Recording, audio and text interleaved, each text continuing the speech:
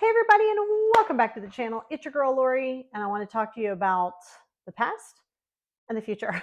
And really important topic. I also have a podcast coming out on it, so I thought, hey, let me give you a little something something now, just so you have it.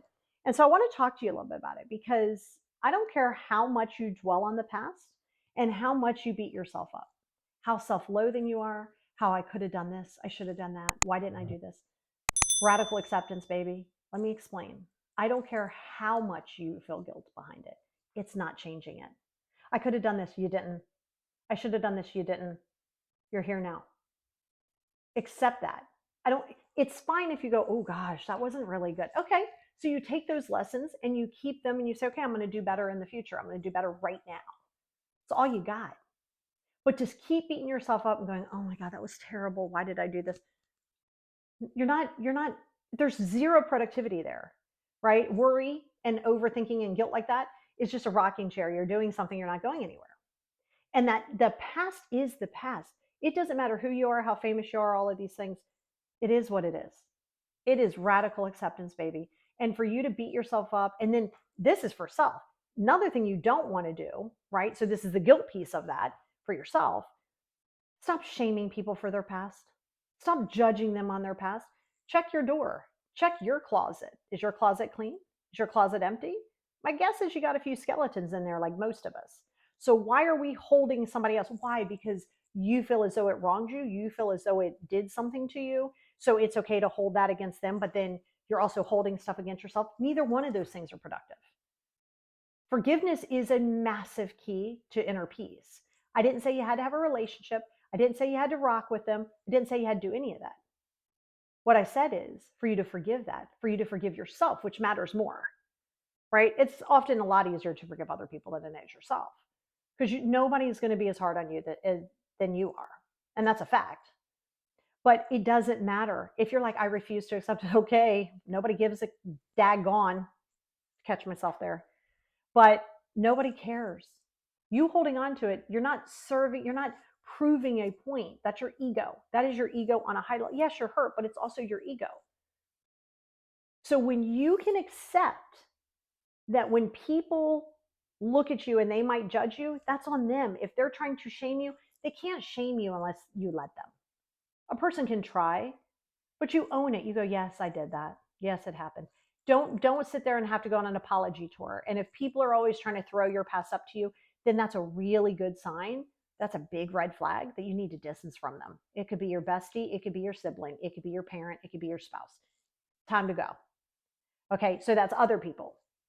But you not holding on to this level of guilt, what are you going to do about it? What are you going to do about it? Okay, like I said, you take the lesson, you move forward. It happened. It's done. You said what you said. You did what you did. It's over. Okay. Now let's swing that pendulum for a minute and let's go future.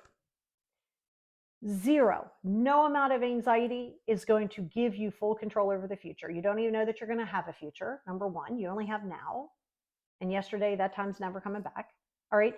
That future that you get so worried about, you're living in the past, you're living in the future, you're not living now. That is not mindfulness. Mindfulness is accepting, okay, I'm going to plan for a future, but I'm not going to get married and engaging in that and like, okay, what do I need to do to get there? That's great. Yeah, that's awesome. We got to have some kind of goals. That's amazing. But don't get attached to it. And don't worry, well, what if it doesn't work out? So what? Then it does not work out. See, you look at it as not working out. I look at it, regardless of whatever the case may be, it's still working out, right? Sorry, I'm trying to fix this. It's still working out. I'm just going to hold this. And it's working out because it's showing you, it's the universe's way of saying, I know this is what you think you want, but it's not what you want. Like you think it is. But let me tell you, now I'm going to clear this. I'm going to remove this for you. You might not like it. You might get irritated by it. You might get your feelings hurt by it. But at the end of the day, again, you sitting there and trying to control ego.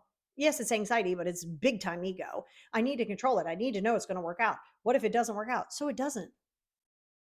So don't fall into that mindset that a mistake is bad and that failure is bad. Neither one are bad. They're both amazing. You have to have those so you can learn, right? That's what builds resilience.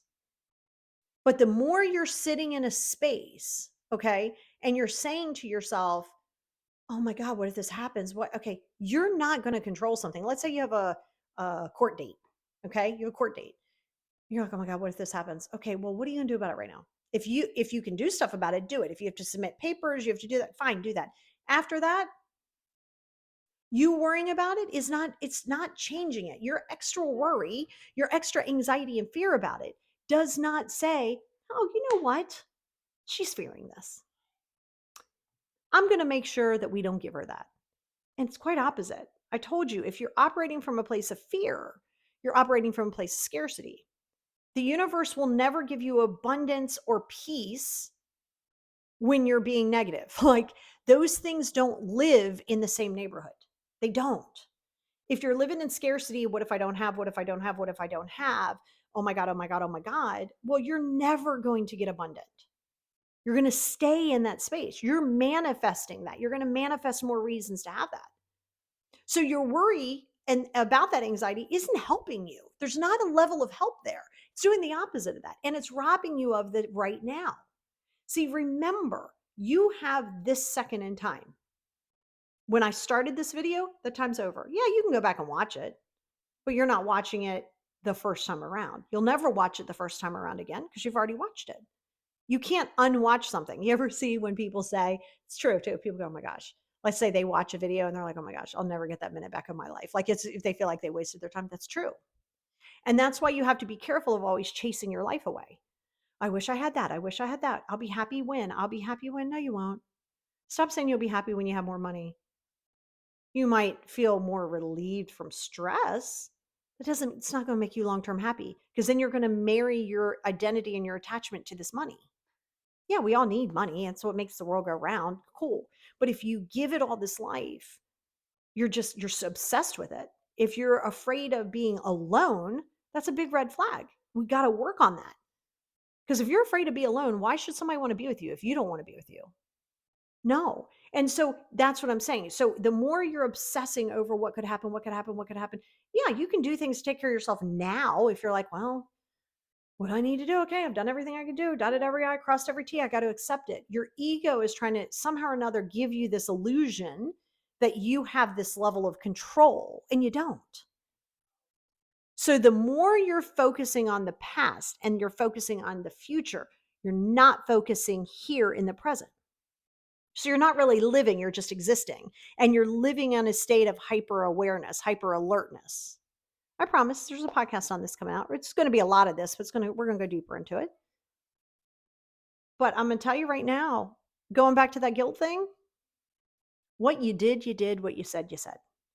And stop holding people's feet to the flame and thinking all of a sudden, okay, if I hold them accountable, first of all, you can't hold somebody accountable unless it's a legal system and you can like turn in the legal, but you can't make somebody apologize to you. You can't make somebody go, oh my God, I'm so sorry. What does it do? Is that really going to make you feel better? It's not. I've been doing this a long time, and I promise you, everybody who's on this big karmic justice where they want to be the karma police, they don't feel any better. They might feel ha ha ha in the beginning. They're so miserable. It doesn't undo the situation that happened. So the more that you focus on that, the more it's robbing you of your life. You're not living. You're existing. And that creates so much anger for yourself and fear. Now you become negative. Somebody doesn't want to be around somebody who's always complaining or always worrying. I mean, it's just true. You don't have to like it, but it is true. If you're always in worry mode, you're always in negative mode, you're always in glass half empty mode, it's going to be really hard for people to be like, yeah, I want to come hang out with you. Oh my gosh. No, you're like a Debbie Downer. And yes, it could be your depression. I understand that. I lived it. I take my medicine for it every day. So I know those times, but that doesn't mean that because you're having a day or these things are happening, that now it's everybody else's responsibility. It's not. So I want you to start. That's mindfulness, baby. That is mindfulness 101.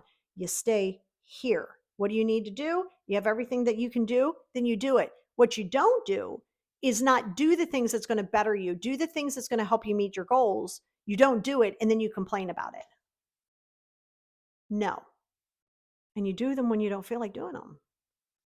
It's such an important lesson for you. So again, remember, what you did in the past is done. Take any lessons that you learned, incorporate that, and go be better. But you got to let that go, baby. And what could happen can't happen right now. Breathe. Namaste, baby. Namaste. The light in me sees the light in you.